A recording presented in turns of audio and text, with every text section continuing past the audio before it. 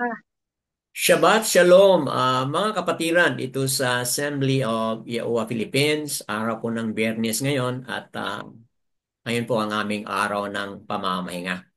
At tuwing kami may pamamahinga, we're also having the Torah reading. So nasa pangalawang Malakyam, chapter 25. And at this time, I'll give you the I'll give you the time for Sister Bakar Asayao to say something about the Torah reading, and then after her, she will give the time to Brother Junicio. Go ahead po, Sister Bakar Asayao. hmm. Ang mga pangalan na ating mababasa dito sa chapter na 2 Kings 25 ay sina Sadkayahu, Hmm. Nabuzaradan, Hmm. Gadalyahu, Yohanan, Yasmaal, at Yahoyakin. Hmm. Sa bawat pangalan po na nabanggit, ano kaya ang kani-kanilang karanasan na makapagbigay sa atin ng magandang aral na may apply natin sa ating buhay? Si Chad Kayaho ay may malagim na karanasan dahil sa kanyang pagrebelde kay Nabukadnezar. Si Nabusaradan ay sa kanya pinaubaya ang patuloy na pag-destroy ng Jerusalem Hmm. at pagbihag sa mga tao at ipadala sa Babylonia. Si Gadalyahu naman po ay nag-advocate ng peace sa Jerusalem. Ngunit nag-traitor sa kanya si Yasmaal at pinatay siya. Si ah, Yohanan sana ang nag-warning kay Gadalyahu tungkol sa gawing pag-traitor sa kanya ni Yasmaal. Ngunit di siya pinaniwalaan ni Gadalyahu. Walang sinabing detalye dito kay Yasmaal sa chapter na ito, ngunit may detalye si Propeta Yeremiyahu o Prophet Jeremiah sa kanyang mga sinulat ah, tungkol dito kina Gadalyahu, Yasmaal at Yohanan. Hmm. Magandang basahin po ito sa Book of Jeremiah. At lastly, tungkol po dito kay Yahoyakin, isa na naman pong masamang hari itong si Yahoyakin.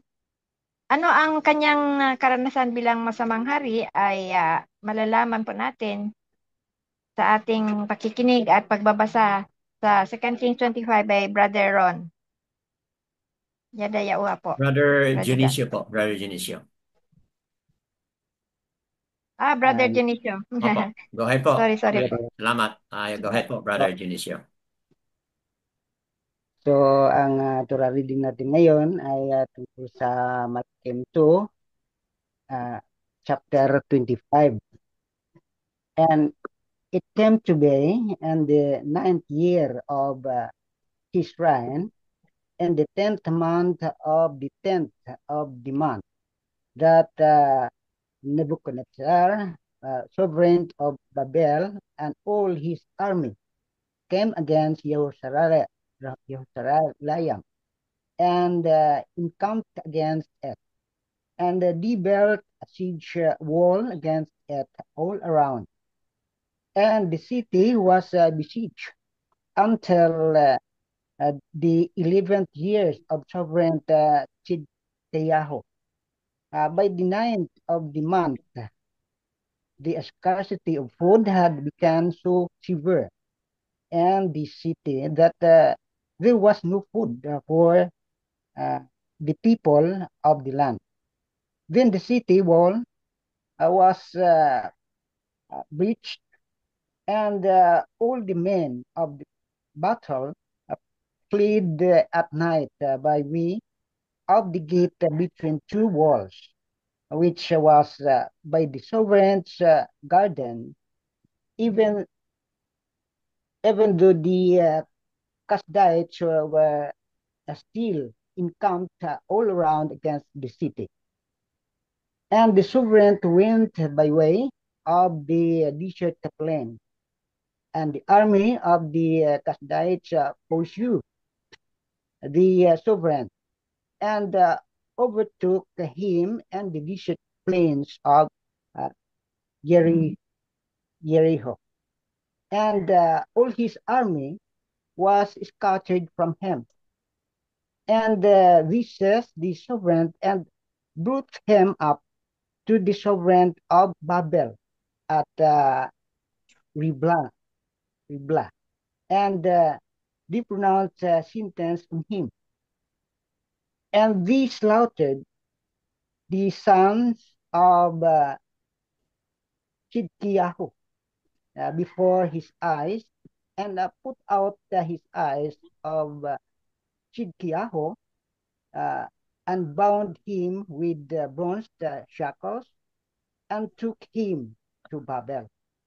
And in the 5th month of the 7th of the month, which was the 19th year of sovereign Nebuchadnezzar, sovereign of Babel, Nabuzaradan, the chief of the guard, a servant of the sovereign of Babel, came to Jerusalem, and he burned the house of Yahweh, and the house of the sovereign, and all the houses of the Jerusalem, even every great house he burned with fire. And all the army of the Kasdites who were with the chief of the guard broke down the walls of Jerusalem and all around. And Nebuzaradan, the chief of the guard, took into exile the rest of the people uh, who were left in the city, and the deserters who deserted to the sovereign of Babel, with the rest of the multitude. But the chief of the guard left some of the poor of the land as vine dressers and farmers. And the bronze the columns that were in the house of Yahweh, and the stands and the bronze sea that were in the house of Yahweh. The Kasdites broke in pieces and took the bronze away to Babel. And they took the patch and the shovel and the snuffers and the ladders and all the bronze utensils the Kohanim used in this service. And in the chief of the guard took the fire holders and the basin, which were of solid gold and solid silver. The bronze of all these utensils was beyond measure. The two columns, the one say, and the stands, which Solomon had made for the house of Yahweh. The height of the one column was 18 amma, and the capital on it was of bronze. And the height of the capital was 3 amma. And the network and the pomegranates, pomegranates all around the capital were all of bronze. And the second column was the same with a network. And the chief of the guard took Saraya, the chief Kohen, and Chifaniyahu, the second Kohen, and the three doorkeepers.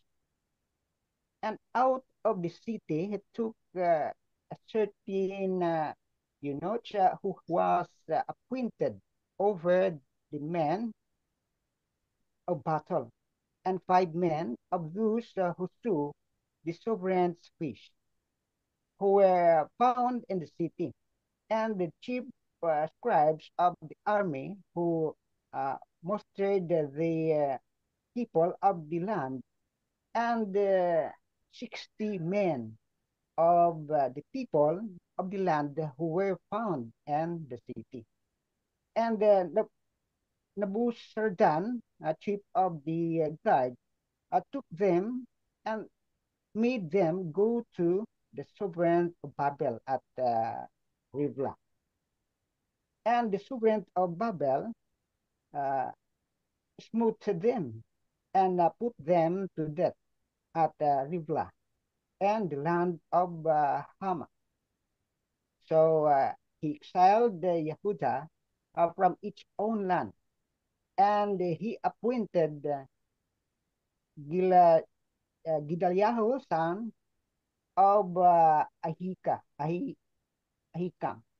son of Shaphan, over the people who were left in the land of Yehuda, whom Nebuchadnezzar, a sovereign of Babel, had left. And all the commanders of the armies, uh, their men, heard that the sovereign of Babel had appointed Gedaliah, and they came to Gedaliah at Mitzpah. Even Yismael, son of Nethaniah, and Yahanan, son of Kariah, and Shariah, son of Tanhumi, the Netophatites, and Yaasanyahu, the son of a Maakadit, and their men.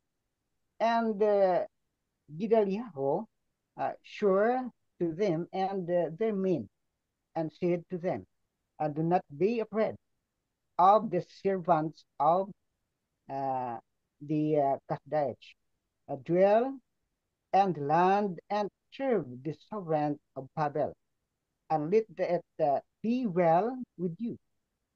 And in the 7th month, it came to be that Yismael, son of Netaniah, son of Elishama, of the seed of the Rhine, came with 10 men and smote Gedaliah, that he died, and the Yahudim and the Kasdites who were with him at Mitzpah.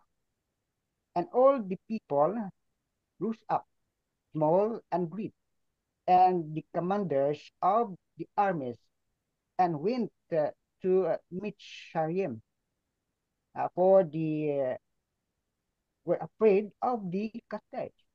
And it came to be in the 37th year of the exile of Jehoiakim, sovereign of Yehuda, and the 20th month, on the 27th of the month, that Ewel Merodach, sovereign of Babel, in the year that he began to reign, released Jehoiakim, sovereign of Yehuda, from prison, and spoke kindly to him, and appointed his throne above the throne of the sovereigns who were with him in Babel, and changed his prison garments, and he ate bread continually before the sovereign all the days of his life. And as his allowance, a continual allowance was given to him from the sovereign quota for each day, all days of his life. So, yun po ah. Yada Yahuwah po. Dalawa. Salamat, Brother Junicio, sa pagkabasa. Okay lang po, Sister Lilieta. I understand and I read your message. Mga kapatid, sa nabasa ngayon ni Brother Junicio, quite long, no? 30 verses. Pangalawang Malakyam, Pangalawang Hari, chapter 25. At nag-umpisa tayo kay Shadkayo, ending tayo kang Yahoyakin. Okay? So, ito po, maraming mga kaganapan na nangyari dito sa panghuling chapter. Bago nating pag-usapan ito ng detalye, naalala ko po nung ating binanggit ito noon sa ating mga episode, sa ating mga series, episode on Deuteronomy 28, mga kapatid. Naalala ko na itong na-highlight natin sa Dabaryam o Deuteronomy 28 verse 48, na kung saan sinabi dito, no? Deuteronomy 28:48. Sinabi po dito, "You shall serve your enemies whom Yahuwah sends against you in hunger and in thirst and in nakedness and in need of all. And he shall put a yoke of iron on your neck until he has destroyed you." So nung binasa ni Brother Junicio yung nangyari kay Sadkayao, kinuha yung kanyang mata, okay, pluck out his eye, si Sadkayao, no? Verse 7, slaughter the sons of Sadkayao before his eyes and put out the eyes of Sadkayao. Or sa Hallelujah scripture is Sidkiyao, but we pronounce it as Sadkayao. Bound him with bronze shackles and took him to Babal. So kung ano yung nasulat dito sa Dabaryam 28:48, at dito sa kwento sa buhay ng mga taga-Yahuda ay na-fulfill po. At bakit na-fulfill ito? Dahil nga sa kanilang mga kasalanan. Okay? Kasalanan pa nila ni sa mga nakaraan, Yeroboam. Okay, yung kanilang mga kasalanan. Kasalanan pa nila ni doon sa north, yung si Ahab. Okay? Dito sa south naman po, kasalanan ni Manasa. Okay? So, grabe mga kapatid, no? Yung, kumbaga, ang lakas po, ang tindi ng consequences doon sa kanilang mga kasalanan kasi ayon nga sa nakasulat, if they will not listen, kung hindi sila makinig, ayun, may mangyari sa kanila, mga kapatid. So, that being said, bigyan natin po ng pagkakataon ang bawat isa na pwede kayong mag-share batay sa mga nabasa na ni Brother Junicio. At ayon na rin po sa mga introductory na mga palaisipan na binigay ni Sister Bakar Asayao. Meron ba kayong mga natuklasan na mga kasagutan? O meron ba kayong mga realization mula dito sa ating kwento today? Okay, open po ang ating discussion. Go ahead po. Okay, unmute lang and then share po kung ano yung nasa inyong mga puso at nais niyo pong i-highlight dito sa ating kwento. Who will be the first to share?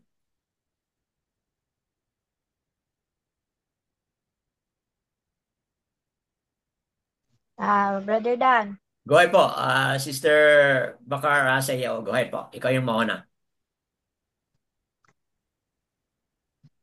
Sinabi po dito tungkol, nasabi mo na po yung about kay Chagkayahu. Ang masasabi ko po ay siya ang pinakahuling hari ng Mm. Yahuda at isang masamang hari dahil sumunod siya sa mga idolatrous ways ng kanyang amang si Jehoiakim. Opo. Kahit masama po siyang hari ay tumagal ang kanyang pamumuno for 11 years. Hmm. Sa loob ng 11 years ay ah, marami tayong mababasa sa mga sulat sa aklat ni Propeta Yirmiyahu Opo. na hindi binanggit dito sa Second Kings. Ang binanggit po lamang dito po ay tungkol sa malagim na pangyayari sa kanyang mga anak at yung kanyang pagkabulag, yung pagdukot sa kanyang mga mata, Opo. nung mahuli sila ng mga Babylonians sa pagtakas nila na palabas sa Jerusalem. Ah, yun na nga na ito ayon ang karumal-dumal na karanasan ni Tiyagka Yahu na nakita niya sa hindi pa siya ginawang bulag ng Hmm. mga Babylonian na nakita talaga niyang pinatay sa kanyang harapan ang kanyang mga anak. Hmm. At tungkol naman po kay Nabuzaradan, siya po ang commander ng mga army ni Nabukadnezar. Hmm. Sa kanya pinaubaya ng hari ang pag-destroy ng temple at mga lugar sa Jerusalem at ang pag-report sa mga tao ng Yahuda.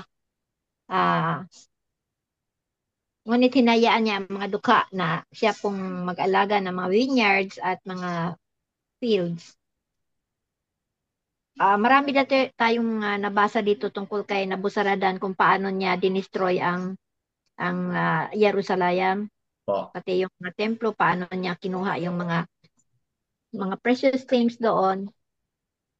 At ito naman po ang si Gadalyahu. Siya ang inappoint ni as governor of Yehuda ni Nebuchadnezzar. Ako siya ni Shaphan. Si Shaphan ang scribe na nakakita sa Book of Law Hmm. noong ni-repair ang templo. Opo. Mm. Itong si Gadalyahu ang namuno sa mga naiwang mga dukha. Siya ang nag-encourage sa mga taong mamuhay ng mapayapa. Mabasa natin sa verse 24 dito na, "And Gedaliah swore to them and their men, and said to them, Do not be afraid of the servants of the Kasdite. Dwell in the land, and serve the sovereign of Babal, and let it be well with you." Gusto niya ng nag-advocate siya ng peace, na huwag labanan ang mga Babylonians. At ngunit may ibang mga taga-Yahuda na ayaw sa kanya. Opo. Isa na rito si Yasmaal. Inisip ni Yasmaal na puppet o sunod-sunuran sa mga Babylonians itong si Gadaliao kasi inisip ni Yasmaal na ah, kaaway pa rin nila ang mga Babylonians. Kumbaga parang Ah, puppet. Sa tingin ni oh, Yasmaal, puppet ito si Gadaliao. si Gadaliao. Sabi dito sa Jeremiah 40, verse 13 to 14, Anong na chapter po, sister? sa chapter 40, 40. verse Okay. 13 to 14, na sinabihan si Gadaliao ni Yohanan na si Yasmaal ay pinadala sa hari ng Ammonites Hmm. para patayin si Gadaliaho. Ngunit hindi naniwala dito si Gadaliaho sa sinabing balak siyang patayin ni Yasmaal. Ah, sa Ngunit sa sinabi dito sa verse 25 dito sa 2 Kings 25 verse 25 na pinatay si Gadaliaho at kanyang mga kasama. Hmm. Hmm. Dahil mabait na tao si Gadaliaho, hindi siya naniwalang may gagawang papatay sa kanya. Ngunit ang sobrang pagtitiwala niya ay humantong sa kanyang kamatayan. Brother Dan, yan ang isa sa masakit na katotohanan na Opo. may sadyang mga tao talaga na hindi natatakot pumatay, makuha lang Hmm. ang kanilang gusto. Hmm. Biktima dito si Gadalyaho. At itong panghuli na nabanggit dito ay si Yahoyakin na isa rin pong masamang hari Hmm. na natu- 3 buwan lang siyang naging hari at sumurrender na siya at ang kanyang pamilya kay Nabucodonosor. Siya yung dinala doon sa Babal, di ba? Oh, yes po. Opo. Binilago siya for 37 years. Wow. Oo. Pagkalipas ng 37 years ay pinakawalan siya ng anak ni Nabucodonosor na anong pangalan nito? Awel Ewell, Merodach. Ewell Ewel Merodach. Opo. Merodach. Isa kasi ang pumalit sa kanyang ama nung mamatay na to si Nabucodonosor. Ah, maganda ang nangyayari kay Yahoyakin dahil nang siya ay pinalabas sa pagkabilanggo ay pinatira siya sa palasyo at sabay Hmm. silang kumakain ni ang bagong hari at may regular allowance pa siyang matanggap araw-araw mula sa hari habang siya ay nabubuhay. Tapos pinalitan na ang kanyang prison garment, no? Oh, yes po. Oh. Kaya ang makita ko rito ay kahit minsan wala tayong pag-asa nakikita natin sa buhay ay si Abayaw lang talaga ang may alam kung ano ang kahinatnan natin sa in the future kung ah, Ilang baka taon siya, nag-repent. sister? Na ilang taon siya binilanggo doon? 37 years 37, no? po. Ang tagal, no? 37 Yes years. po. And like, siguro nag-repent siya doon sa inside sa prison at Hmm. hindi nawala ng pag-asa na ano balang araw ay makalabas din siya kasi sumurrender sila sa Opo. kanyang pamilya. Hindi sila nagrebel. Kaya naawa yung anak ni Nabukadnezar sa kanya at may gantimpala rin palang dumating sa buhay niya. Kasi naalala ko, not to interrupt you, sister, naalala ko lang habang nagpaliwanag ka, merong nagsalita noon, na prophet ba yon, no? Na ah, kung kayo ay mag-surrender, hindi kayo mapahamak. Di ba yun ba yung natin noon? Yes po, sinabi Opo. yan. Mababasa po yan doon kay Yaramyahu, Brother Dan. Opo. So, In detalye doon. opo. So, dahil doon, ito si Yehoiakim, talagang Yes. nag-surrender. Obedient siya dito sa Oo. uh, word of Yahuwah. Yowa, opo. Oh, So, yes, kaya so yung may hari na reward hindi siya. nag-surrender, sila yung napahamak talaga. Yes po. Opo. Kaya maganda talaga yung obedient tayo kung ano yung sinabi sa atin ni Yawa, Aba Yawa, Brother Dan. Mm. Yun na po. Mm. Wow. So, napakagandang explanation, highlighting yun doon sa mga kaganapan, no, na nangyari at yung mga consequences nga na mga nangyayari dito, mga kapatid. So, marami tayong lesson na ma-highlight dito, no? Sa buhay ni Yehoiakim, sa na-highlight na ni Sister Bakara sa iyo, there's a hope talaga, no? There's hope at Yes yung po. awa at habag ni Aba Yahuwah ay nandoon, mga kapatid. Yes. Imagine waiting for 37 years, no, nasa bilangguan. Pero pagpalit na ng administration, nagkakaroon po ng pagbabago. So yung favor, yung awa ni Aba kay Mm, Yehoiakim nandoon pa rin, mga kapatid. yes Because po. in the first place, yun man ang salita ni Aba na if you surrender to Babal, hindi kayo Mm, mapahamak. So mm, siya yung nag-follow doon sa instruction, but yung ibang mga hari hindi sila sumunod, but instead sila ay nagrebelde. So yun, sila ay napahamak, mga kapatid. yes po. Mm, So a lesson for all of us na sino ang susunod, talagang may baraka. May hihintahin po na reward para doon sa mga nanahan na manatili at sumunod sa ano yung mga utos o tinig ni Abba Yahuwah. So yan po ang highlight natin dyan sa kanyang paliwanag. And of course, dito sa nangyaring conspiracy between Gadaliao at Yasmaal, talagang ganyan talaga ang buhay, mga kapatid, no? Na hindi natin maasahan na kahit paman napakabait ito si Gedaliao, pero dahil nga sa isip ni Yasmaal, ito siya ay puppet ng Babal. Siya ay tauhan ng Babal. Ayun, no, yun ang nag-udyok sa kanya na kailangan patayin siya kasi hindi na siya ah, mapagkatiwalaan.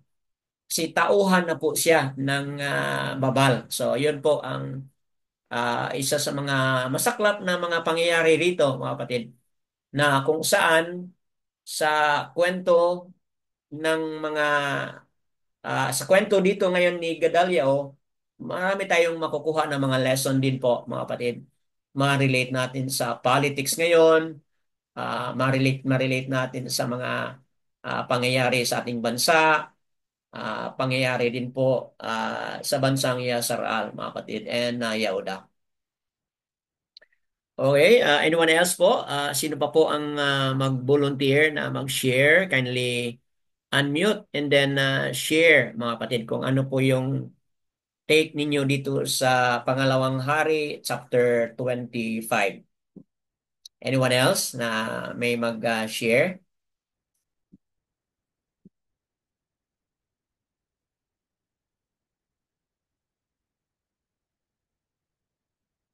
Brother Junicio, do you have something to share? O Sister Corazon? Sister Diana ba ito? Opo 91. Brother Dimitrio, if you have something to share, you may also unmute and then share something po kung meron pa.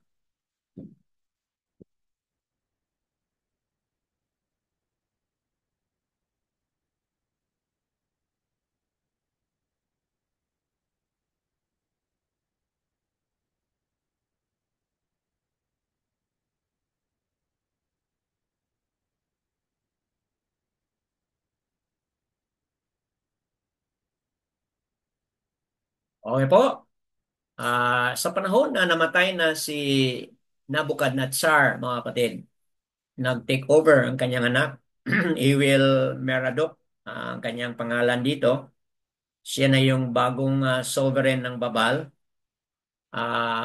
At makikita natin na meron na ring may mga changes, no, na nangyari doon sa kanyang palasyo, sa kanyang kaharian, mga kapatid. So, but before that, itong mga naiwan doon, ah, halimbawa, ito sila ni, okay, parang nag-ano pa sila, Sister Bakara sa Yao, di ba? Yung mga naiwan dito, nagpunta pa sila, no? Nung namatay na si Gedaliao, nagsanib puwersa sila doon sa Matsariam, di ba? Oh, yes po. And Parang all the people. parang Opo. nag-flee sila doon sa Matsariam kasi natatakot sila doon sa mga pinagagawa kay Gadalyahu. Natakot Opo. sila na ano ba, karahasan na ang nangyayari na Hmm. kasi alam nilang mabait yung si Gadalyahu at ginawa ng ganon kaya baka sila rin ay mabiktima kaya Tama. nagpunta sila ng Matsariam po. Hmm. So, ito yung makikita natin na ah, wala na nga silang leader. So, yung mga tao dahil sa takot, ah, they run for their life, no? They run for Yes their po. life. At Yes. nag-seek sila ng refuge doon sa Matsariam dahil nga Mm. takot na sila. So, wala namang masama, mga kapatid, no? Kapag if you run for your life, wala namang masama, okay?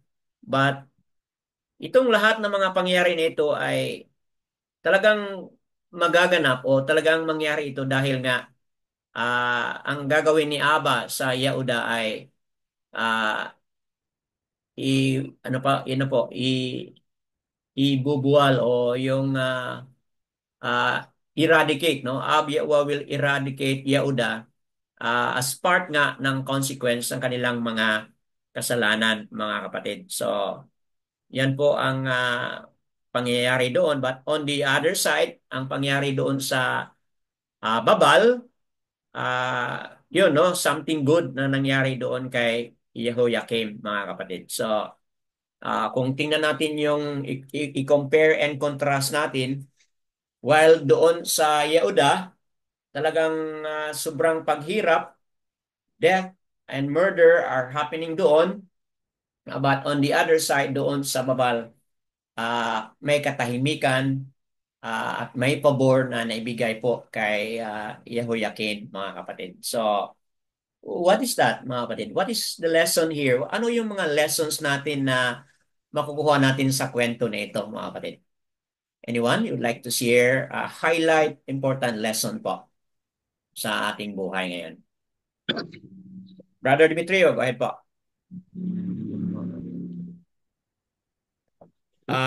Hindi ka namin marinig. Okay, sige. Okay po. Go ahead. Shalom sa lahat. Shabbat shalom, opo. May naiwan talaga sa Huda. Hindi na dinala ng hari, ng captain ng sundalo sa Babylon.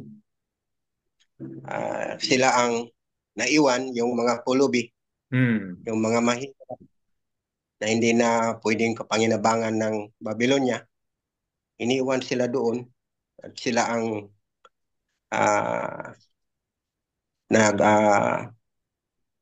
tikad o nagtikad o nagugmad ng naiwan na mga lupa doon. Ang natuwa ako kasi pag pobre ka talaga o pulubi ka, wala nang nangailangan. So, iwanan ka talaga. So, kung sa atin ngayon, kung pobre ka talagang sa isip ng mga tao, kawawa ka talaga. Pero iiligtas ka pala ni Aba Yahuwah sa kapahamakan ng mga karumal-dumal na mangyayari. Sila ang naiwan doon, yung mga pulubi, yung mga mamahirap, na sila ang hindi sila dinala doon sa Babylon. Kasi kung nadala sila doon sa Babylon, talagang hindi sila mapakinabangan ng Babylon. So, iniwan sila doon. So, kaya nga kung isipin natin ngayon, sa panahon natin, kung pobre ka, talagang kawawa ka, pero sa harapan ni Aba Yahuwah, talaga safety ka, safety tayo. So, hindi tayo katulad ng mga mayaman na talaga takot-takot sila kung ano ang mangyari. So, at dito naman sa kay Joaquim, talaga na itong hari na ito ay liligtas ni Aba Yahuwah dahil sa kabaitan na ipinakita niya doon sa 37 years na prison na bilanggo. Opo. At naawa talaga yung hari at binigyan siya ng pardon. Kasi nakita ng hari na itong si Joaquin ay mabait doon sa prisuhan, doon sa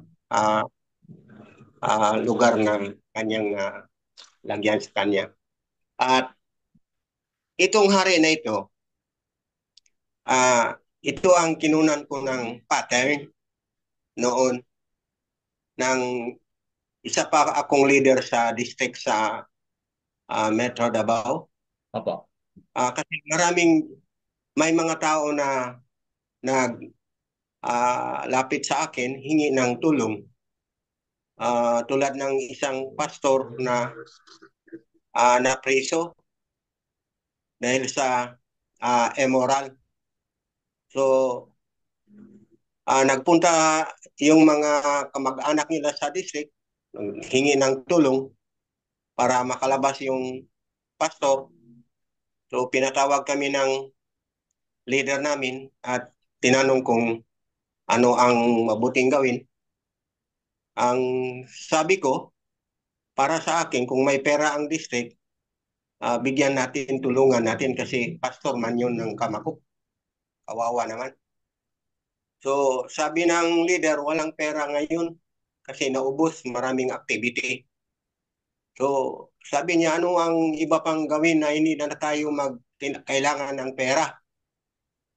Ang sinabi ko sa kanya, kasi nabasa ko itong hari na ito sa Huda na pinalayas o pinakawalan dahil sa kabaitan.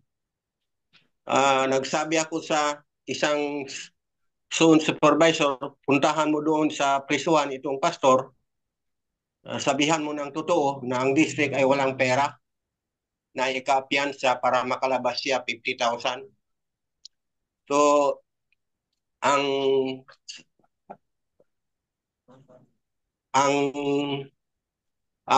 sabi ko sa kanya, puntahan mo doon kasi walang pera pero mayroon siyang gagawin. So, ipinadala ko sa kanya itong verse na ito kasi tapos pinadalhan namin ng Bible para may mabasa siya doon at sinabihan kung ano ang dapat niyang gawin habang nandoon siya sa presuhan o bilangguan. So, sinabi ko na habang nandoon siya, magpakabait siya at mag-pray, mag-worship,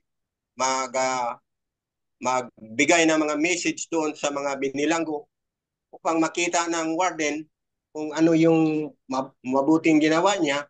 Maawa yan, 2 o 1 buwan, 2 linggo, 1 buwan, pakawalan na yan. So, yun ang ginawa namin doon. At sa totoo naman, 1 buwan lang talaga niya doon sa prisuhan. Pinalabas. Kasi wala naman, sabi ng police, ng warden, palabasin na ito. Talagang walang kasalanan ito. Kasi dito sa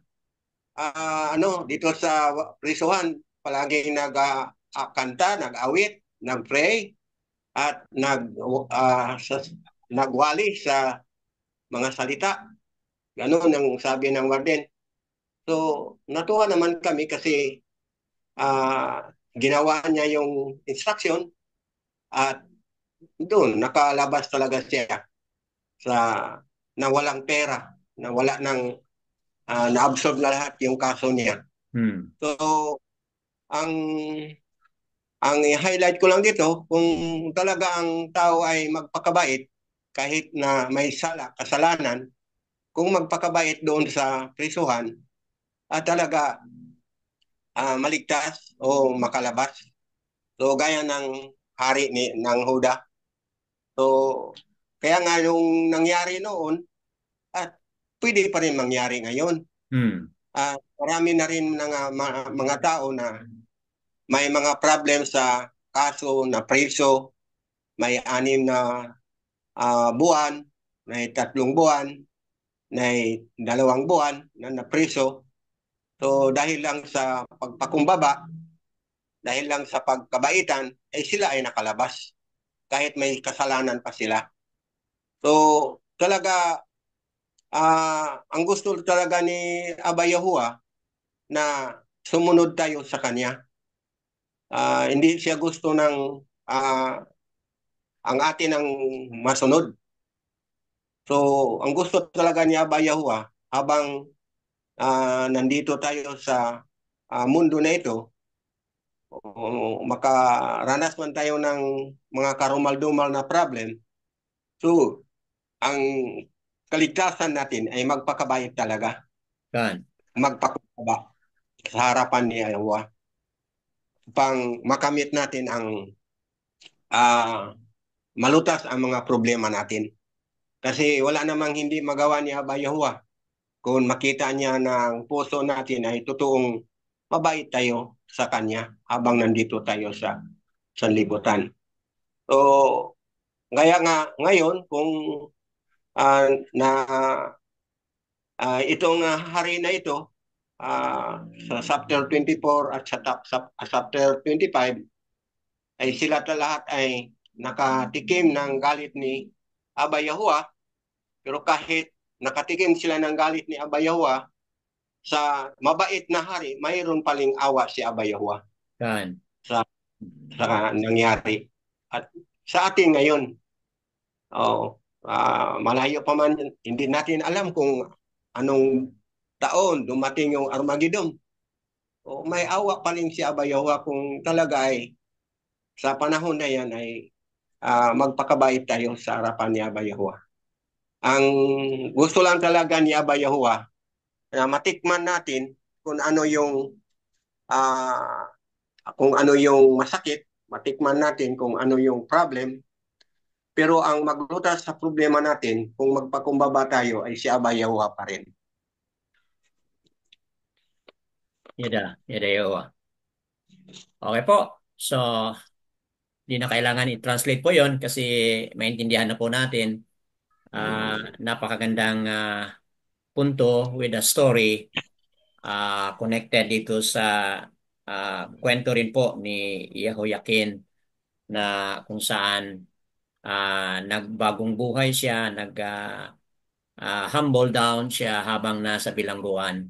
Nakita ni Brother Demetrio ang principle nito, ang katotohanan nito na kung saan naging applicable din po sa modern o sa ating kapanahunan ngayon. So, having heard it, mga kapatid, ilagay natin sa ating puso't isipan yung obedience talaga. Obedience, humility, yung kung tayo may nagkasala, okay, tulad ng kanyang kwento, tayo may nagkasala, yung pag-humble down, yung pag-repent, ang pagsisi, pag-humble down, at yung pagbago ng ating mga gawain, mga kapatid. Saints, hindi lang pag mag-repent na salita lang, kundi meron tayong ipakita na action, mga kapatid, bilang support doon sa ating pag-humble down o sa ating repentance, mga kapatid. At kung ano man po yun ang ating pagsunod. Yun ang ating pag-obey sa kanyang mga kautusan. Kautusan po ni Aba Yahuwah. Iyada Yahuwah po, mga kapatid. Let's welcome more. Meron pa ba magdagdag? Brother Dan.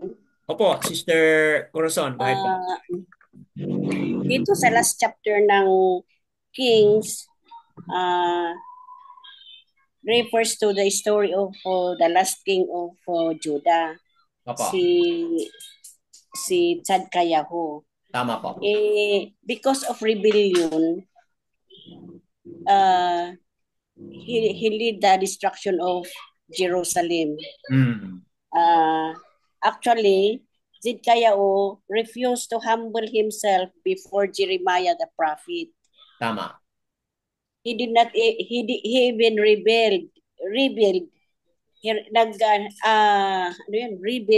against si Nebuchadnezzar dito sa 2 Chronicles 36:13 na siya ang nag-appoint sa kanya nung kinaptive niya si Jehoiakim sa Babylon. So he appointed his uncle, this king of Tzadkayahu, pero anong ginawa niya? Hindi niya, tuloy-tuloy pa rin ang because of rebellion, tuloy-tuloy pa rin ang evil na ginagawa niya. Kaya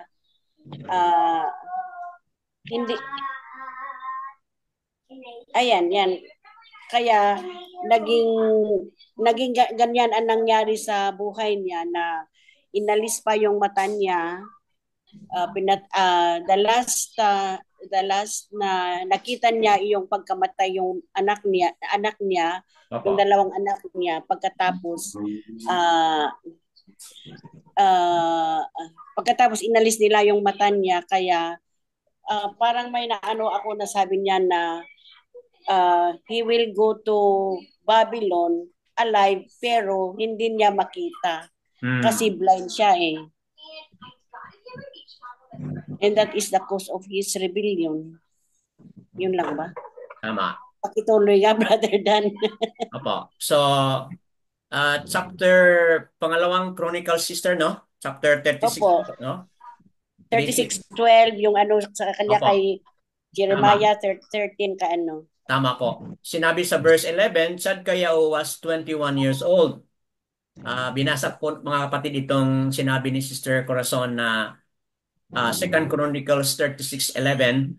Chad Kayao was 21 years old when he began to reign. 12. Opo, i-continue ko lang po. Okay. And 11 years old in Jerusalem. Verse 12. And he did evil in the eyes of Yahuwah, his Alua, o Aluayam. He did not humble himself before Yeramyao, the Nabia, who spoke from the mouth of Yahuwah. And he also rebelled against the sovereign Nebuchadnezzar, who had made him swear by Alua that he snipped his neck and hardened his heart against turning to Yahuwah, Alua of Yasharal. So, nga, no? Ang tigas ng ulo. Tama, Sister Corazon, no? Ang tigas ng ulo ito si ano, hindi siya nag-repent, hindi siya nag-humble, hindi siya nakinig kay Abba Yahuwah, instead nag-rebelde siya kay Abba Yahuwah, at ganoon din po, nag-rebelde rin po siya sa Haring Nebuchadnezzar. So, at added to that, hindi siya nakinig din sa lahat ng mga salita ni Abba Yahuwah sa pamamagitan ni Yeramyao, the prophet. So, a very good explanation, mga kapatid, batay sa nakuha ni Sister Corazon na relate kung bakit ba ganun katindi yung nangyari sa kanya. Connecting the last chapter ng pangalawang hari doon po sa kung ano yung nangyari doon sa pangalawang Chronicles chapter 36. At kung ano rin po yung kaniyang mga disobedience sa panahon pa ni Yeramyao, yung prophet, mga kapatid. So, totoo nga, sister, no? Yung consequence ng ating hindi pagsunod, talagang tindi, ang tindi. Namatay ang kanyang mga anak, pinatay ang kanyang mga anak. So, ibig sabihin, nakita pa niya. Okay? Pinatay ang kanyang mga anak, nakita pa niya, nung patay na ang kanyang mga anak, tama ba yun? And then, kinuha pa yung kanyang mga mata. And then, he was chained with iron, mga kapatid, nung dinala siya doon sa So, ayun, no, ang tindi ng consequence para sa kung sino po ang mag-disobey at sino pong hindi sumunod kay Abba Yahuwah. Yan po, mga kapatid. Yes, Tuloy ko go ahead, po, sister. may ano pa, additional po. Opo, go ahead po, sister. Pero dito sa Ezekiel 17, verse 11 to 21, said Kayahu would rebel, but as the Lord rebelled to Ezekiel, this rebellion would not succeed. Kasi may ano siya yung covenant.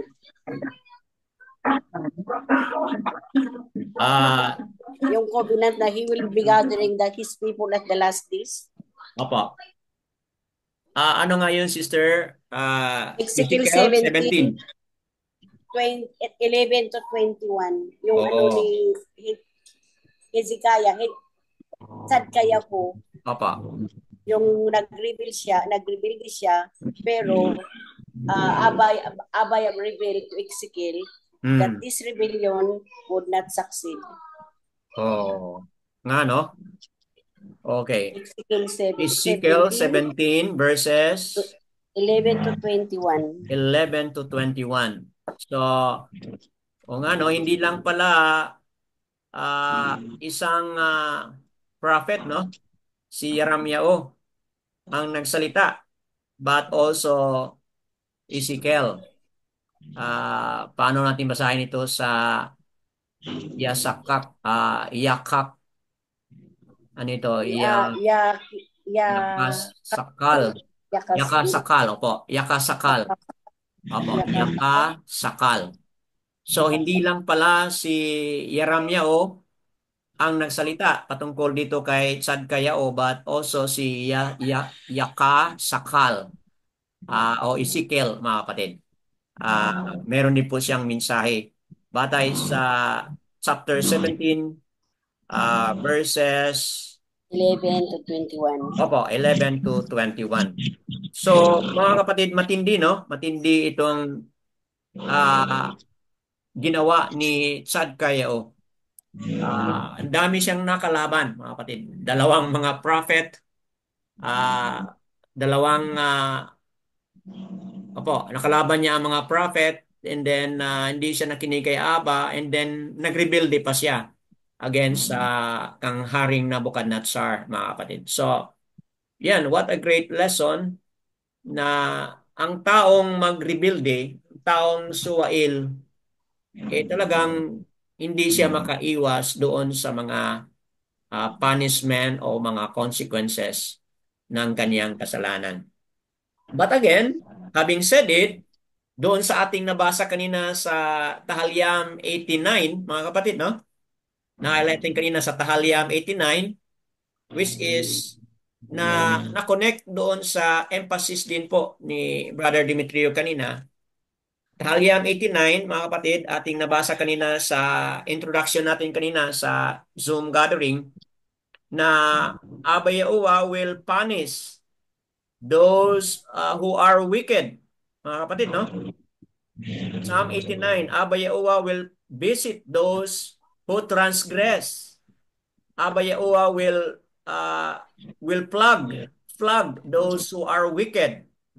Verse 32 po yan, ng 89. But sa 33 po, sinabi dito ng psalmist, but my kindness I do not take away from him, nor befalls my trustworthiness. So, ibig sabihin, oo, may mga pangyayaring hindi maganda at may mga punishment, may judgment si Abba Yahuwah. Ngunit, in the midst sa kanyang judgment, ang kanyang awa ay nandoon pa rin, mga kapatid. Hindi niya alisin yung kanyang kindness. Lalo na doon sa mga nag-humble down, katulad doon sa na-highlight na rin po ni Brother Demetrio na si Yahoyakin, mga kapatid. Okay po. So, yadayawa sa contribution po ni Sister Corazon. Anyone else? Meron pa kayong i-share? Nasa pangalawang hari po tayo. Please unmute lang if you have something to add. Chapter 25 ng pangalawang hari. So we have now discussed the last chapter and the last na hari ng Yehuda, mga kapatid. So kung noon, pinag-aralan ko ito noon, na yung the northern tribe, the 10 tribes, nabihag na po sila sa Assyria 722 BC. And then kung bibilangin natin yung ilang taon bago pa nabihag din completely ang Yehuda after nabihag ang northern tribe. Ayon sa aking mga pagsaliksik noon, mga kapatid, 136 years. Kung hindi ako nagkamali, no? 136 years mula nung nabihag ang northern, the 10 tribes, nabihag na doon sa Assyria back in 722 BC. After 136 years, kung hindi ako nagkamali sa aking counting, completely nabihag din po ang southern kingdom, which is the two tribes, the tribe of Yehuda and the tribe of Benjamin. Nabihag din sila completely, mga kapatid, ng Babylon. Okay po? So, 136 years. Kung saan si Abba Yahuwah ay nagbigay po ng, ano po, nag-iral ang kaniyang patience, nag-iral ang kaniyang habag, nag-iral ang kaniyang awa sa Yehuda, mga kapatid. So, ganon katindi po si Abba Yahuwah. Bago dumating yung kaniyang judgment, grabe po, too much, o we would say, ang tagal na binigay ni Abba Yahuwah, mapatid, yung chance. Binigyan ni Abba Yahuwah ng chance na magkaroon ng pag-repent, pag-sisi, pagbalik loob kay Abba Yahuwah, yung mga taga-Yahuda, mga kapatid. So, ayan, hindi na sila mag-blame kang Aba kung ganun ang ginawa ni Aba kasi sobra na po. 136 years ang binigay ni Aba. Naghintay si Aba na sila ay mag-repent at magtiwala at magbalik loob sa Kanya. So, how is that to you, mga kapatid na mga makikinig dito sa Republis? Dito sa Assembly of Yahuwah Philippines, binibigyan namin halaga ang pangalan talaga. Kasi dito sa pangalan, Yahuwah, kapag makilala natin ang kanyang totoong pangalan, Ya-Ha-U-Ha. Na kapag ating babasahin yan, Yahuwah, mga kapatid. Letter Y, itong Ha, basahin natin yan as A-H, kaya maging Ya. And then U, Yahu o Yahu, and then A, mga kapatid. So, yan po ang pangalan ni Abba Yahuwah, nakasulat po sa Hallelujah Scripture. At ganito rin po ang pangalan ng ating Messiah. Yahu Shan Ayan, mga kapatid. Na kung ating babasahin, Yahusha. Nakasulat din po sa Hallelujah Scripture, BYNP at Seper. At ito po yung na-discover din po, mga kapatid, sa Dead Sea Scroll. Wala tayong duda sa pangalan na yan. So kayong mga manonood sa Republish, ano kaya ang mensahe na ito? Would it be an eye-opener to all of you na balik na tayo, i-restore na natin po yung totoong pangalan upang sa pagkakataon na binigyan tayo ni Aba ng tsansa, malaking panahon ang binigay na ni Aba, mga kapatid. At hindi natin sayangin yung panahon na binigay niya. Now is the time, mga kapatid, na i-restore na natin ang totoong pangalan ni Aba Yahuwah. All esteem po and praises kay Aba Yahuwah through Yahusha sa kanyang mga katuruan na ito. Yada Yahuwah.